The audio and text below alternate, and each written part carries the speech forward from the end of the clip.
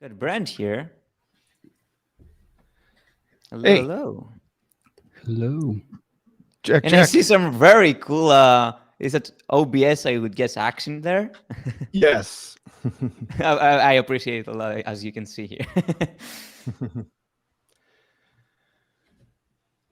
Oh, okay. So should I just start talking? We're good to go. um, I mean, if you want to maybe introduce yourself, or I could do it, but I think you could do it much better than anybody else. So I want you to know, yeah, be free to let people know who you are. Cool. Thanks. Thanks for having me. Good presentation so far. I feel woefully unprepared, but who cares? So I fashioned myself as a political sociologist because that's what my master's degree is in, and it kind of, like any kind of hybrid discipline, of which there's many, it kind of looks at how they interact, right? So I like politics, I like sociology, and that that's part of what invests me in metamodernism, right? Because it's very much political. So I've kind of been just independent sociologist, para academic, for the past decade, for better or worse. But these days, it's hard to find ethical work, right? So, I'm a starving artist too.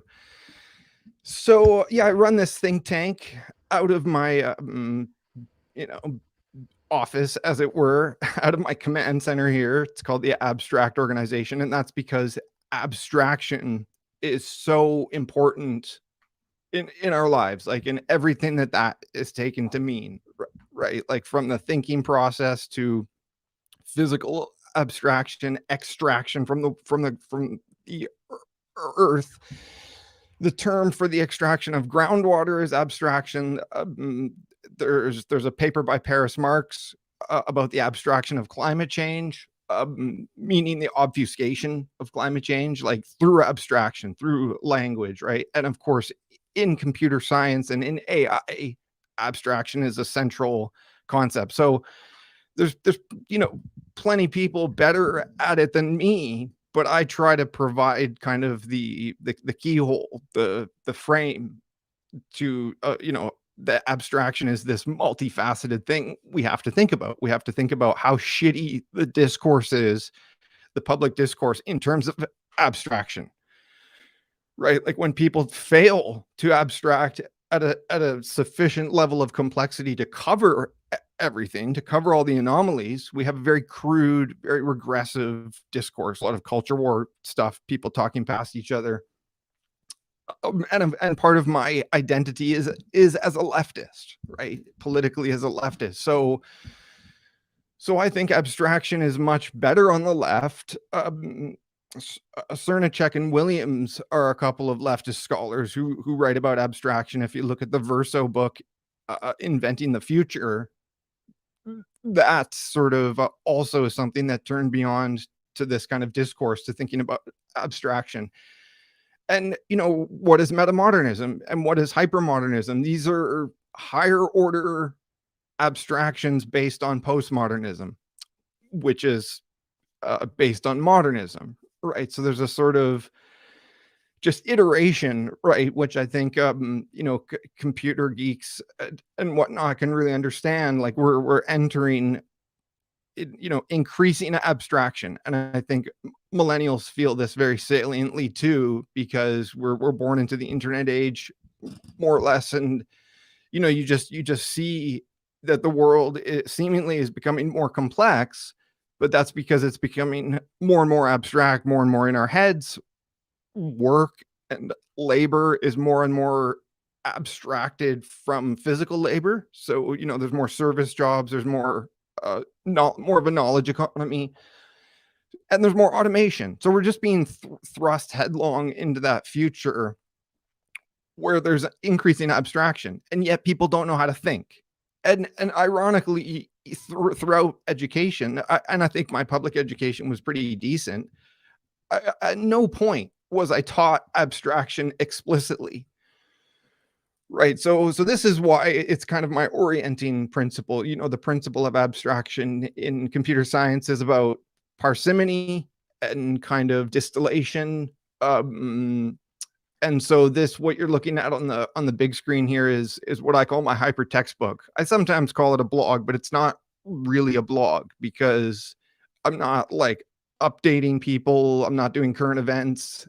It's more like book chapters of this sort of high concept book. And so I've written quite a bit about metamodernism. My latest piece, actually, which I'll get to, is metamodernism and the left. That's what I think. I think metamodernism stems from leftist discourse, from leftist thinking. What that means in the contemporary sense, socialism, progressivism, broadly speaking. But a lot of people who come to this term, and a lot of reactionaries are drawn to metamodernism, to different online spaces. They don't do the readings or whatever, and they're not really good faith in the conversations about how this discourse evolves. So I've tried to like continuously kind of foreground, like, oh, there's all this research, right? Like, what the fuck is metamodernism? Well, you got, if you really want a big picture, go read 300 articles.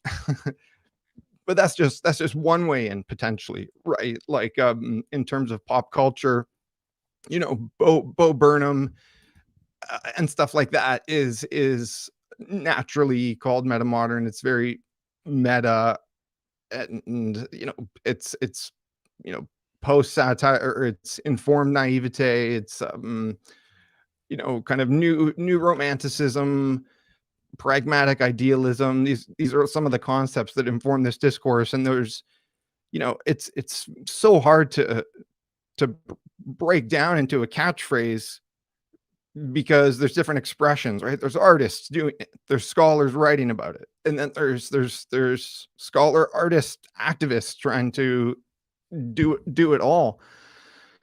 So where to begin, right? So I would try to direct people to my hypertext book here, to kind of get the big picture. And so this was like a very short blog post that I meant to frame this literature list. And I will say, like, I haven't updated this list in a long time, partly because there's not really a demand for it. And that's part of the irony of contemporary discourse around paradigms and social science and stuff like that. The discourse is very superficial, and there's still not a lot of academic interest, even though many of these are like journal articles.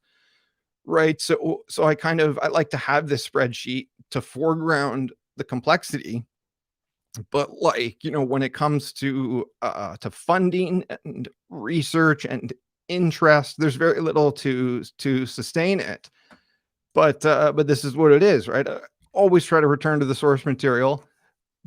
But also metamodernism is whatever we make it. So for me, the source material starts with this. I did a series called Missing Metamodernism, where the major schools of thought in metamodernism, which are academic, completely omitted these sources, whether it was a conscious choice or kind of neglect.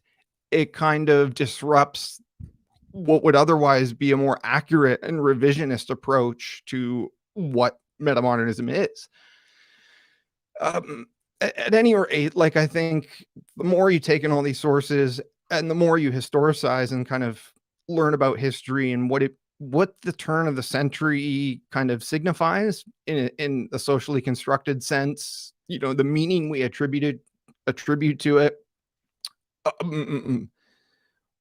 Y2K, right? That meme, for example, which nothing really happened, but it didn't stop that meme from like disrupting markets and making a bunch of people crazy. And then you have 9/11, which I've talked about and written about how that kind of shapes millennial worldview, and also kind of it set the tone of politics for the next couple decades, right? Which is why we kind of live, one of the reasons we live in a hyper modern hellscape.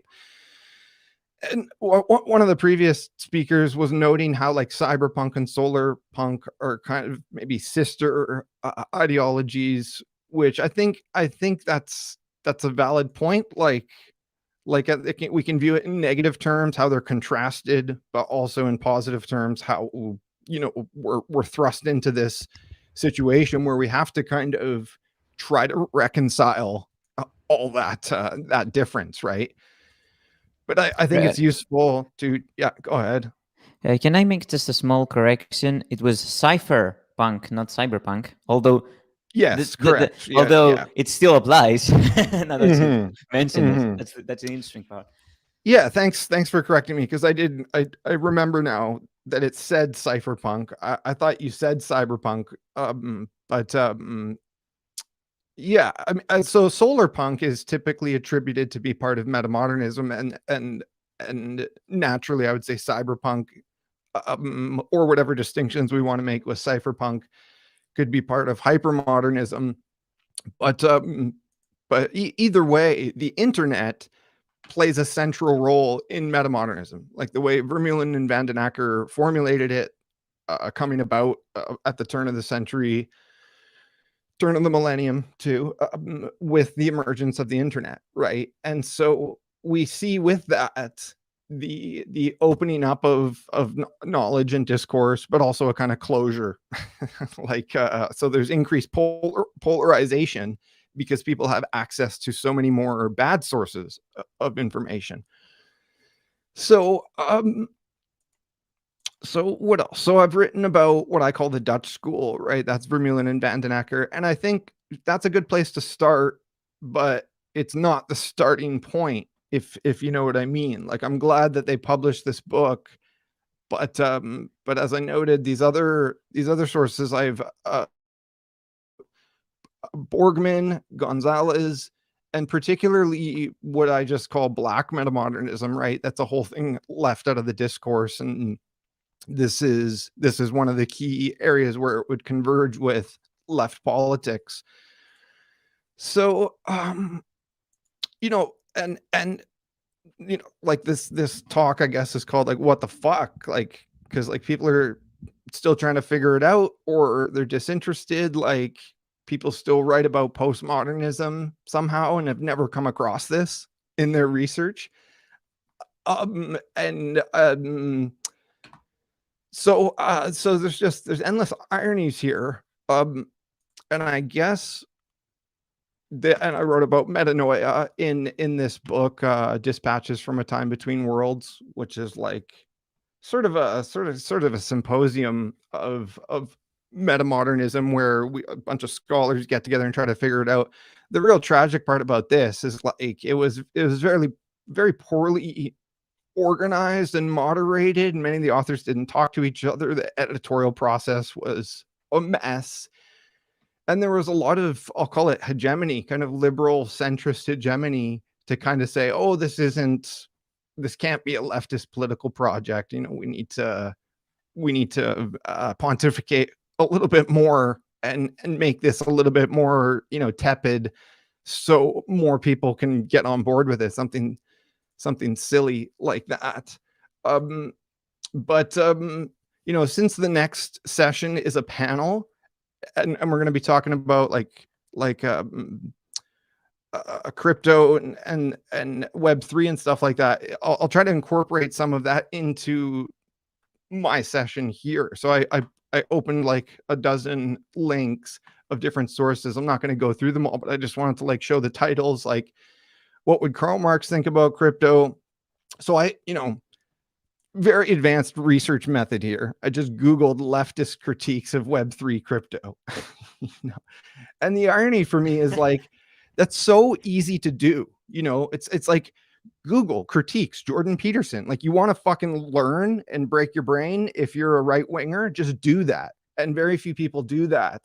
And you know, I'm exposing myself a little bit, because like all these leftist critiques, which like I've loosely followed the discourse for the past 2 years. I've partly tuned out because it's just so stressful, and it's so exhausting to try to have debates with people when they're not even literate in the basic critiques that are out there, and can't answer the questions like, well, is crypto left wing or right wing or transpartisan or post political? Like, and when will it actually start to benefit like ordinary people, or the people that it's promising to benefit? Or even for myself, from a selfish point of view, when am I going to see the benefits of crypto, with or without me, quote unquote, investing in it? So I say that to say, like, I'm not super up to speed. But like, for example, here's a guys that I like, Left Reckoning, that I watch from time to time, and so they've talked about, the scam economy with Matt Binder, Bitcoin origins and banking unbanked. And my point is not to get into the details right now, because we're sort of short on time, but just to say, like, there's not, like, I don't see enough crossover still. So like, there's plenty of critiques coming from the New York Times, which sucks, but Jacobin, what do we have here? The Economist sucks, but they're still, showing a debate, foregrounding critique, and a lot of the hype of, as many have pointed out, the hype of NFTs, crypto, whether it comes from celebrities who don't know anything about it, or political pundits. It's just exhausting to not see enough crossover. So like, the blockchain socialist, I think, is doing good work, very likely. I myself don't even keep up with it enough, but like, if there's not crossovers with Left Reckoning and stuff like that, then there's a missed opportunity. And if I'm to keep it sort of framed in terms of metamodernism, like, and movements, like, I'm always asking, what are we doing to converge the biggest movement, and to weed out the anomalies of these different discourses? And if we're talking about crypto and blockchain and Web3, how do we know we're not just papering over problems, or kind of accidentally, like, converting each other? And will it dilute the critique to get leftists on board? Because my view, not that I'm against it all, I don't think you can stop the kind of march of technology, but politics comes first, or it has to come first. And again, like, one of the previous speakers made a similar point. Sorry, I think it was Unipuff, but I was sort of half attending here. But like, that, there's in these online spaces, there's so much confusion about politics and political discourses. And like, one of the spaces I like, which is left leaning, is Michael Garfield's Future Fossils. And they produce a ton of great content and commentary. But then there's also like the fringe stuff that I critique and I oppose politically. One thing of which is UFOs. Another of which is NFTs. Like, Michael Garfield, without much success, I think, like, tried to advertise his own NFTs, and he's a great artist, right? So I think he was just trying to expand his sort of his appeal, his scope, and try something new. But it's like, when you're doing that, when you're pushing it, you're not as open-minded as you think, and there's no room for critique. And NFT, never mind Web3 stuff, which is broader, but NFTs, to me, it's quite evident that it's just a like very speculative pyramid scheme. And I just got forwarded this documentary this morning about the connection with the Bored Ape NFTs and Nazi ideology and 4chan and all that kind of, trying to meme, or trying to troll as a kind of MO, and trying to meme and manifest different things into existence, whether it's money or like Trumpism. But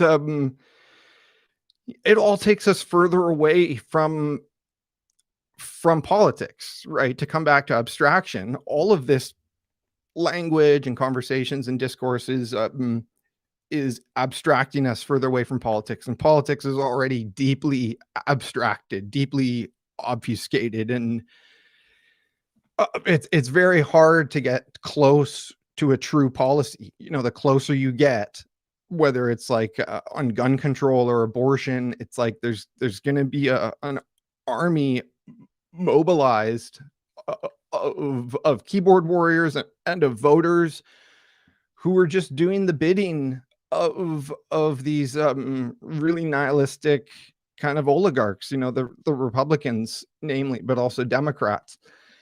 So I didn't even touch on everything but I just wanted to like show a bunch of links and also kind of survey the audience here and be like and ask like if there's any that you haven't seen, like, so like what what is surprising in a talk like this when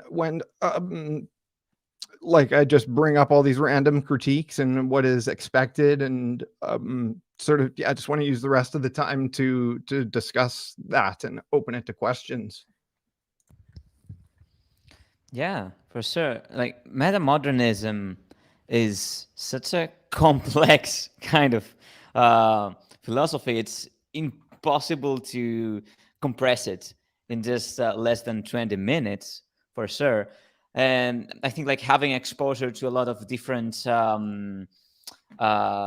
sources, as you're doing right now, is a good way to say like, yeah, look how much stuff there is. Like it's not about just defining it in a sentence. It's about getting into the whole cultural sphere around it. Oh, that's nice. You're very savvy with that stuff. I like it. And I mean, there's a we get a question, it seems, in the chat. Let's see. Okay, so Scribble Bites asks, Brett, what would you say to people like Bezos and Zuckerberg concerning their role in this hypermodern hellscape, as you put it? Maybe as culprits, I would assume. Well, sorry, what's that about? Culprit? No. Maybe I would assume like this question's this question tries to frame these people as culprits in constructing this hellscape. Maybe. Yeah. What would I say to them? And that's an interesting way to put it too, because like these sorts of people are by definition so unapproachable and exclusive, like, and you can, when any journalist or anything does get in the same room with them, like it's highly filtered. And I mean, look at Elon Musk and what happened lately. It's kind of case in point. Elon like bills himself as a free speech guy, and then when his workers, many, hundreds of his workers, mobilize collectively, like lawfully and ethically, to kind of critique him and protest things he's doing, he fires a bunch of them. And then you have Jordan Peterson celebrating it, like good riddance. Like, so it's just part of this like narcissistic chain of a hyper capitalist functioning. And what would I say to Bezos and people like that? I'd say, well, your company doesn't need you. Amazon could be a public utility, and at this point in its evolution, I think it could and it should be. Like, I use Amazon because it's the most efficient, practical way to get things delivered to my door. I also use Starlink, but like these guys with their almost infinite wealth, I'd say that contributes to their brainworms. It contributes to them being hated universally across society, and ultimately it impedes their ability to do any good work. So that, and yeah, give me all your money or go fuck yourself, I guess. But also, never mind what we would say to them. What would we say to the cultures that enabled it? The hero worship of Elon Musk. And actually, I saw that Vinay Gupta is going to be on the panel, and he likes Musk, and so that could be a point of contention here and of debate. But of what about the capitalist culture and the financial abstraction that enabled the super wealth of these guys over the past 10, 20 years? And what about the electorates that that voted for it, right? So everything's political and everything's connected. And I don't know what else I can say about that without talking for another hour or so. Fortunately, we'll have a whole panel afterwards, so keep these thoughts for later. I didn't see any more questions from the YouTube. I don't know if Pete, you have any questions. I certainly think I have one.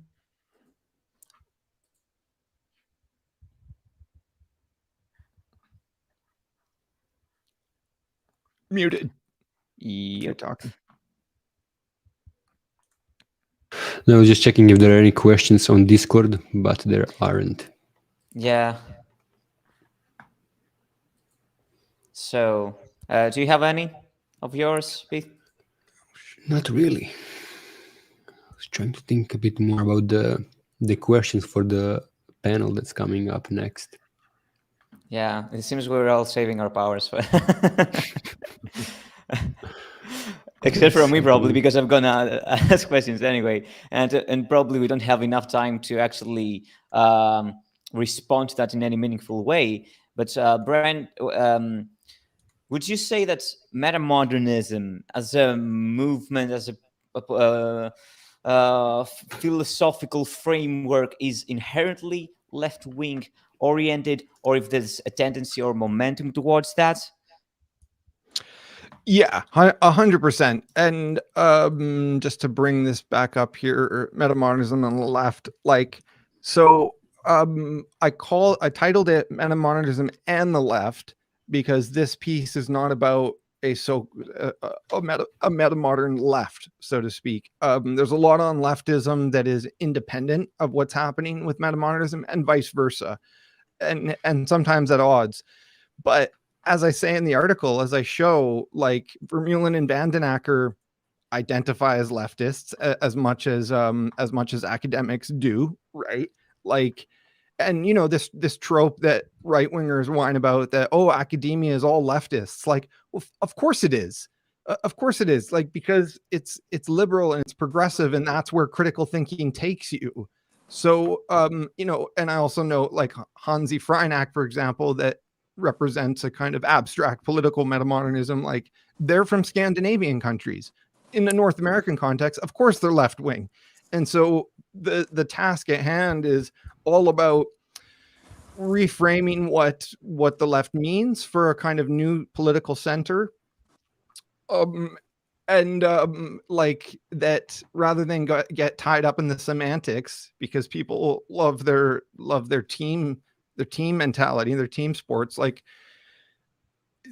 We need to transcend the political spectrum, but the way to do that, again, as was noted earlier, is you need to organize politically. And so if we have to pick a side, you have to pick the left. And when I say left, I mean left of Biden, left of the liberal center. We need to win, and kind of that be the new majority. And of course, leftist policies like universal health care, they're already overwhelmingly popular. So we also need to be very careful about those who approach metamodernism and say it's some type of new centrism. Get the fuck out. We need to unify around the basic language policies like healthcare and minimum wage, or whatever it may be, open access abortion, pro-choice, all this kind of stuff. We need to acknowledge that the debates have happened already historically, and that our task as whatever we call ourselves is to help the left consolidate and mobilize and have the best platforms and win and then institute that. And then we can start to like, or at the same time, like also be embracing a kind of conservative concern for overcorrection, right? So we're not just going willy-nilly into some sort of utopian dream, but that it's sort of pragmatic all the way through. All right. Right. Makes sense.